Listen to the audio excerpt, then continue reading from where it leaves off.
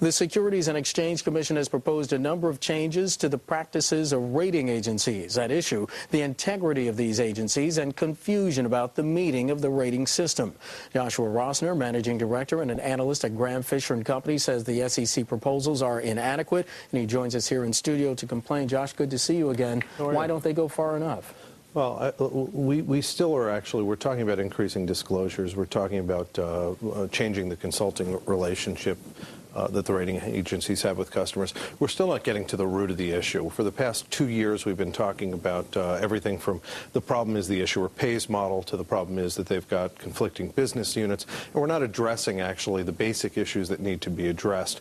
The payment model is a problem, but the rating agencies are paid in large measure for their initial ratings. They're not really paid adequately to bother with surveillance or secondary market monitoring. And a lot of people are saying that was part and parcel of the problem of the subprime crisis. Give us a little bit of history there. The criticism was that some of the rating agencies were giving out AAA ratings when that was not justified. Right. So if you go back in February of 2007, I put out a 60-page paper that I co-authored on exactly this, warning that we were going to have a credit crisis meltdown. And it was largely driven by, obviously, the structured products, and the rating agencies were part and parcel to that. What you have is rating agencies who frequently change their models in structured finance but don't go back and re-rate existing securities with the new models, so you've got ratings migration. They don't have any financial incentive, significant financial incentive, to make sure that the secondary market ratings are current, because the bulk of their income comes from the primary market rating, so at initiation.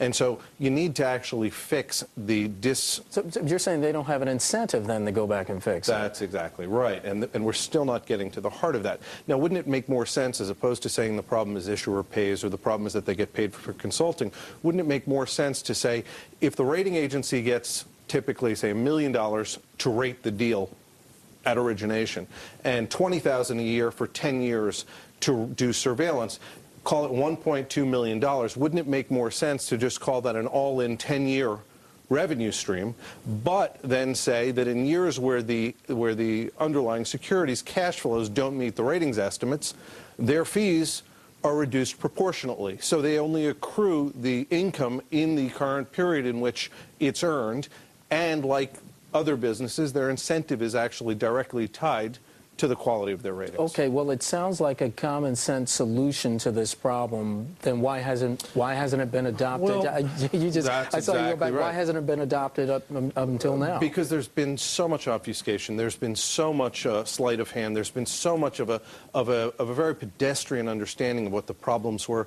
We've gotten stuck on catchphrases like issuer pays, that it's the client who pays for the rating, not the investor. And the truth is, whether it's the client or whether it's the investor who uses the rating, you're always going to have conflicts of interests that need to be managed. That is the job of regulators, but that's not the problem. So it's really a lack of sophistication or understanding of the difference between single issuer debt, corporate, sovereign, etc., and structured securities, which are what we're talking about. Right. Well, the Treasury proposal, it would create an office to supervise ratings firms at the Securities and Exchange Commission. What does that accomplish? We have theoretically, the SEC already has the authority to oversee ratings firms. Now, it seems to me that there's a number of other things that we should be doing.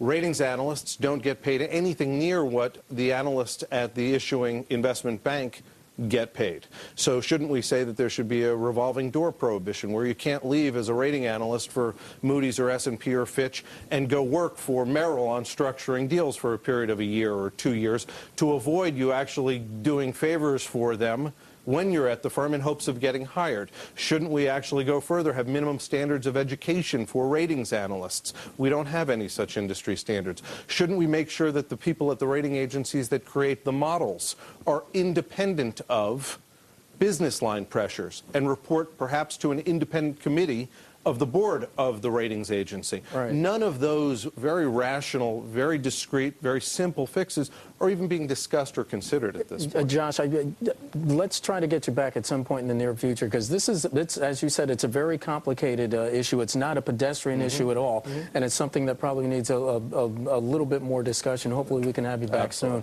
Josh Rosner joining us of Graham Fisher & Company.